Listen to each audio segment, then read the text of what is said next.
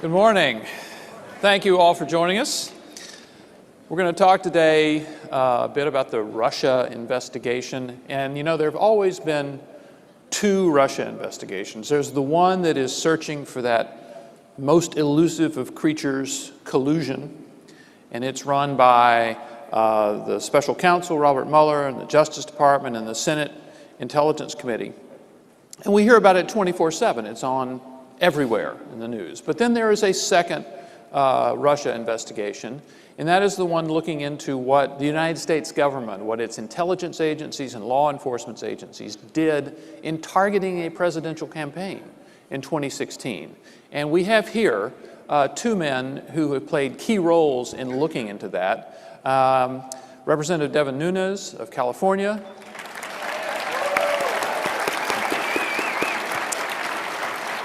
and Tom Fitton, the president of Judicial Watch. Well, a lot of Fitton fans out there. Yeah. So, Representative Nunes, we're going to start with you. You were basically the person who invented this investigation. You started it, and you've seen it through to a number of revelations. And I'm going to ask you an open-ended question. Where do you think it stands now? Your committee spent yesterday questioning Michael Cohen behind closed doors. Yeah. And I want to ask you where you think things are going now. Well, from the very beginning of this investigation, it was a narrative. It was a narrative that was created to first go after a presidential campaign and be kind of an October surprise. That's really what it was about. So it was the Clinton campaign with their dirty ops. And then, sadly, what we discovered is they fed that into the FBI, and then it was used against a presidential campaign and then now a sitting administration. So you have to look at everything as almost like a movie script, like a fictional movie script. So you brought up yesterday. So yesterday we had the president's former lawyer in, not for the first time, it was the second time. He already came in behind closed doors. He was already busted for lying to Congress. But what you saw yesterday, it was behind closed doors, Byron. And why was it behind closed doors? Because they want it to be secret, so that then they can run out and they can talk to all the mainstream media who are in search of that ever elusive collusion, conspiracy, obstruction animal. I want to be clear. You held it, because the chairman decided to, in this secret room called a SCIF, where you can discuss the most classified information. And Michael Cohen does not have a government security clearance, right? So he can't discuss. He doesn't have classified information. And your members, you know classified things, but you can't tell Michael Cohen because he doesn't have a clearance. Right. So it's a way to, so the audience understands, it's a way to keep everything secret, even though there's nothing that Michael Cohen knows that would be classified, and there's nothing that we could share with him that would be classified. So that's why I say this was all about building the narrative out, because what do they want to have? Even though Michael Cohen, we asked over and over, you know, at least what you saw publicly, and even his lawyer last night said that he's not changing his position. He testified a year and a half ago that he had no evidence of collusion, conspiracy, or obstruction. It's still the same today. His lawyer said so last night on television. But what he did say now is that there's this, I mean, you have to really wear your tinfoil hat to believe this, that there's a secret code that Donald Trump talks in, and that's what Michael Cohen knows. Right. That's it. Now, I want to come to Tom, and basically you're a leader in doing this sort of investigation outside of government. And you have perfected the art of using a lawsuit to try to shake loose information. So what are you trying to shake loose right now? Well, we want to know about the deep state effort to overthrow the President of the United States. You know, in many ways, it's remarkable. The President is a crime victim. He was targeted illegally by the Obama administration.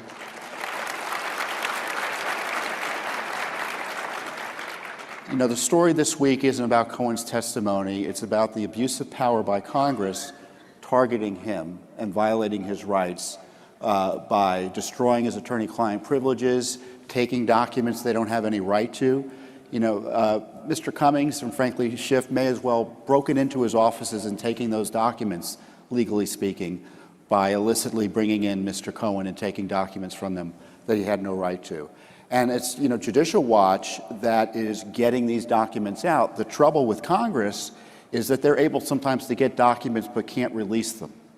And Judicial Watch uses this legal process, not WikiLeaks, a legal process, to get these documents out showing the FISA abuses, showing there were never any hearings about the targeting of President Trump through spy warrants, showing that Christopher Steele was paid with the FBI funds, seemingly in a joint operation with the Clinton campaign and the DNC. All of that's coming out through independent investigations. We've heard elements of it thanks to Devin Nunes, but the documents are only coming out through independent investigations despite objections of this Justice Department and this FBI, which I think remains a challenge for those of us seeking transparency here. And Byron, if I may, just to build on what Tom said, people need to understand what they're doing here. They're not going to find collusion. They're not going to find obstruction. You're already seeing them leak out that Mueller's not going to have anything. So Tom made a very important point. They're using these documents that they're getting because now what they're going to target is they're going to target all of Trump's businesses. And that's what this all is about. Get as many documents as you can. Say that you have these secret documents that nobody's seen before, and then there'll be this new supposed crime that Trump at some point and did. Zero oversight over the Mueller operation. It's King Mueller of the Justice Department. He's one of the reasons we can't get access to this information. And in terms of an outrage, Mueller has been a zombie investigation for well over a year now. They've known for well over a year there's been no Russia collusion, yet he's been allowed to rampage through the countryside, targeting these ancillary individuals over, in many ways, what are nonsense in prosecutions, and no one's shutting it down. Mueller needs to be shut down, and I'm kind of an outlier here. There's this debate about the report. There's a debate about the transparency of a report. This Justice Department has no business writing reports on the president's conduct as president, his conduct of foreign policy, his decision to fire Comey. We already have one shady dossier, Byron, and we don't need Mueller's operatives who are anti-Trumpers writing another shady dossier for use by their allies on the Hill, again, to try to illicitly overthrow our president. It's not about Russia, it's about protecting our republic. And as far as I'm concerned, Hillary Clinton may as well has gavelled those hearings into session this week because her ghost is looming over this, because but for this investigation, you can bet she'd be on the dock. Well, these hearings are the direct result of the 2018 elections, and you used to be chairman of the House Intelligence Committee, and now you are the ranking member, and that's an enormous difference. So Democrats are using the power that the voters gave them. Now, as far as your investigation, how can you carry on without the power that you had as chairman? Well, luckily, the only thing that we don't have now is subpoena power, but we still have the power to continue to investigate. One of the things that I'm going to begin to lay out is kind of the final phase of our investigation. Now, some of that's going to take, the work that Tom's doing is very, very helpful to get documents out. But I think there needs to be, the White House is going to have to ultimately get involved to declassify all documents. And I actually think, I'm not sure that I disagree with Tom. I don't think Mueller has any report to put out that would be worthwhile of anything new. But if he does put out a report, then you're gonna see people claiming, oh, we have to have this public, it's gotta be made public. Right. That's fine, but I want everything that Mueller did made public. I want every email, I want everybody that they wiretapped, every warrant that they got. Every single thing that Mueller used needs to be made public for all of America to see. Mueller's not good. Part of the Mueller report is not going to be Strzok's bias, Page's bias, the misuse of the FISA applications.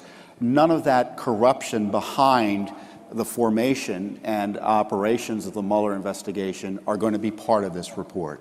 And this is why we need Congress, to the extent they're able to provide the oversight. And frankly, that's why we have Judicial Watch, because we're frankly the only ones providing oversight of the Mueller operation, because Congress is AWOL on it largely. And the courts are extremely deferential to the prosecutors of the Justice Department. And this is a big test for A.G. Barr, the new Attorney General. Will he not will he stand up to President Trump, but will he stand up for President Trump and for the rule of law?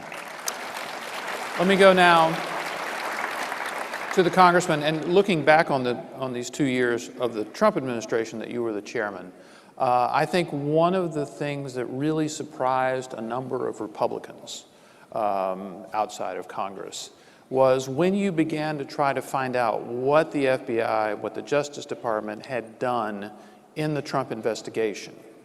You're a Republican chairman, they're a Republican-led Justice Department, and you're getting stonewalled by this. And I think a lot of Republicans were kind of surprised by the fact that this Republican Justice Department was stonewalling you on this. So the question is, what do you think was going on?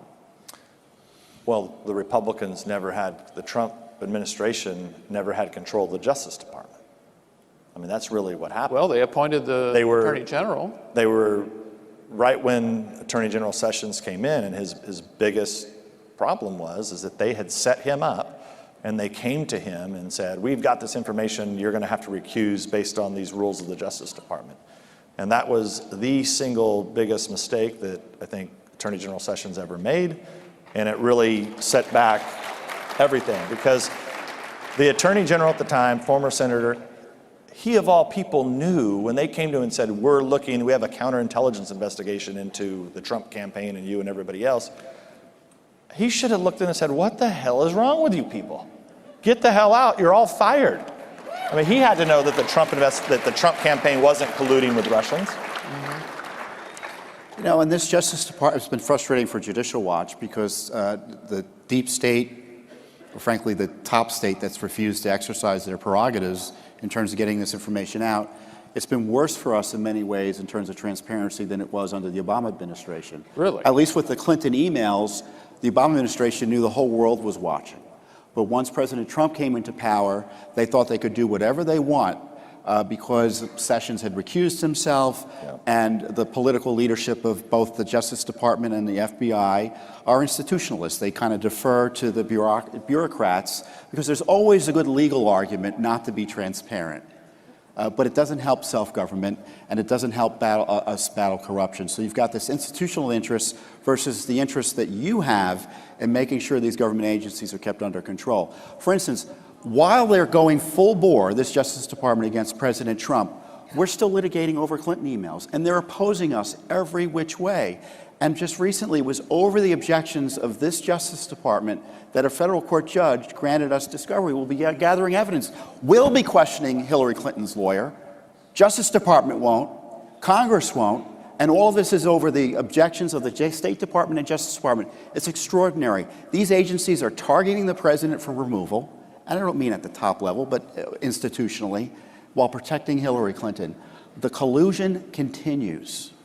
And don't forget, just to add an exclamation point to this, remember it took our investigation to uncover the House Intelligence Committee, the Republicans. We're the ones that uncovered Bruce Orr, who was the #1 career official in the Justice Department, who was sitting next door to Rod Rosenstein's office. He was there until we uncovered that his wife was working for Fusion GPS, and he had essentially been acting as an FBI informant, meeting with Christopher Steele after Christopher Steele had been fired. Right. I mean, that's how high the corruption went, where you had basically people implanted at the very top of the Justice Department.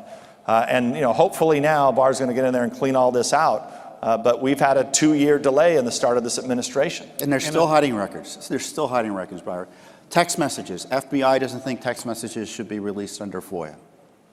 So all those text messages you may be interested in from Andrew McCabe, Lisa Page, Peter Strzok, Congress may have some of them. The Justice Department and FBI think you should have none of them. And the bigger point, we should remind everyone that the very fact that we know that the dossier was assigned and paid for by the Clinton campaign, you discovered. We would not have known that without the House investigation. So, and I want to say Republicans specifically, because remember, the Democrats opposed every single move that we made.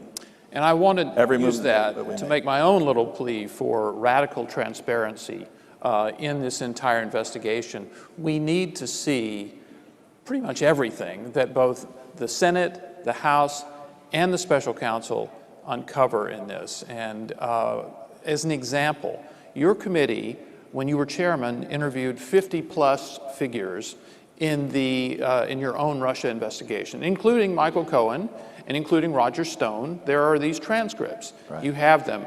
And the committee voted unanimously, meaning Democrats too, voted unanimously last fall to make them public. But you had to send them to the intelligence community for clearance, just in case they might have something classified in them. And most of these were not classified. They're with private people like Michael Cohen and Roger Stone. And a lot of foot dragging has taken place, and we still have not seen these. Right. And what can you now, as a minority member of Congress, do to make this Well, this is actually not Congress's fault here, okay? We sent these last fall to the ODNI, okay, the Director of National Intelligence, Right. who's supposedly checking with everybody, including the special counsel, sharing this testimony, okay? Now, that was September, and here we are, almost, well, I guess it's March, and there's absolutely no reason why this has not been released publicly. But at the end of the day, this is the White House. The White House needs to pick up the phone, call the DNI and said, enough, release this. Congress said release it, get it out. Why haven't they done that? That'd be a good question tomorrow when the president's here, you guys can ask him. Look, Devin Nunes is the exception that proves the rule in congressional oversight. Just typically, chairmen don't do the work that Nunes had done, and that's one of the reasons we're in the position we're in. This is a failure by the administration. It's a failure by Congress. It's 6 months since we first learned about the coup discussions at the Justice Department and FBI. Not one congressional hearing. Judicial Watch filed a federal lawsuit. Why are we doing all the heavy lifting with virtually no help from the administration, no help from Congress on this? This is a core. Forget about the national emergency on the border. I think there is a national emergency on the border. There's a national emergency in terms of this effort by the agencies to overthrow the president through these illicit coup discussions. If there were generals and colonels talking like this, you'd all know what it was. But because they're bureaucrats over at FBI and DOJ, media is giving it a pass. And of course, the media, Byron, your colleagues in the media. Thank you so much. You know, again, Byron, the exception that proves the rule in terms of oversight. Now, we have to close up, but I'd like to ask you in closing each to give your preview of the next 2 years in this. Democrats are in charge through at least the election of 2020. The special counsel is still in business, no matter what the rumors say. How does this end in the next couple of years? Well, I believe it's going to end once you have full radical transparency, including, and I'll just finish up with this, Tom mentioned it, but the media was in on this from the beginning. I often say that the only people in Washington who didn't have the dossier from the Clinton campaign were House Republicans and the Trump campaign. Everybody else had it. Everybody in the media had the dossier starting in June, July, August, September, October, November of 2016, and you know it.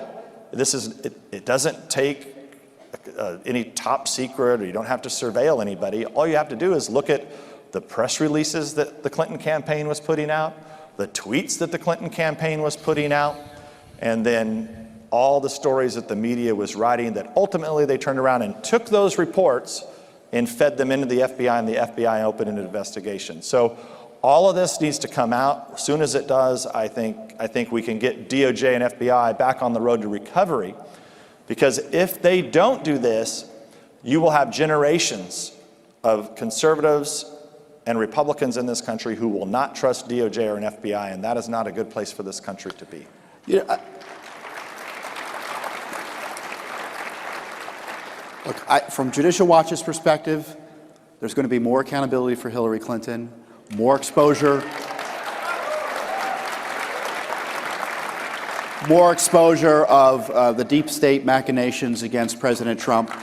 But in many ways, more of the same. But the big X factor is the president, because his direct involvement on these transparency and anti-corruption issues can lead to historic transformation at the DOJ and FBI. If left to their own devices, we won't get the information in a timely enough way, or there won't be sufficient accountability. And the president, I would encourage just to be the best president he can be and exercise the full authority he has to direct the Justice Department, that is not a fourth branch of government, that works for him, to clean house. And his personal involvement, as it was initially with the release of the Nunes memo famously last year, led to the FISA applications being released. His firing of Comey, I'm convinced we would not know what we know about the deep state activities against him but for his firing of Comey that was protecting all of that.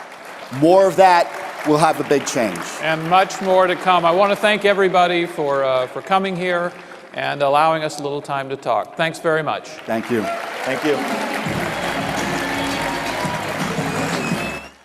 Thanks for watching. Don't forget to hit that subscribe button and like our video down below.